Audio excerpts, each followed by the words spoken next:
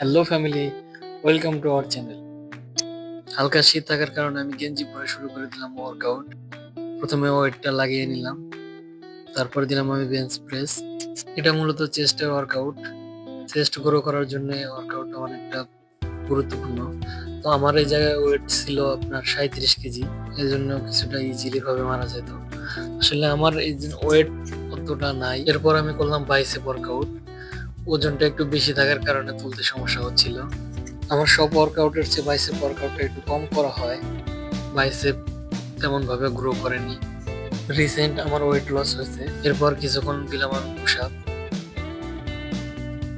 আমি এই জায়গায় 20টা পুশ আপ দিচ্ছি। কে কয়টা পুশ আপ দিতে পারার একটা না, কমেন্টস করো। আপনাদের সাপোর্ট ও ভালোবাসায় আমাদের সাবস্ক্রাইবার অনেকটা গ্রো করেছে। এখন আমাদের সাবস্ক্রাইবার ফ্যামিলি হচ্ছে 800। তো সকলে সাপোর্ট করবেন। এরপর করলাম আমি শোল্ডার ওয়ার্কআউট। আপনারা আসলে কি ধরনের ভিডিও চাচ্ছেন? কারণ আমি যে ওয়েট লস করলাম, এরপরে আমি প্রতিদিন আপনার এই জার্নিটা কন্টিনিউ রাখছি। তো এটা আপনাদের কোন ভাবে ভিডিও দিলে আপনাদের ভালো লাগবে আপনি কমেন্টসে জানাবেন। বাইসেপ, চেস্ট ও ট্রাইসেপের মতোই ব্যাক ওয়ার্কআউটটা আমাদের জন্য জরুরি।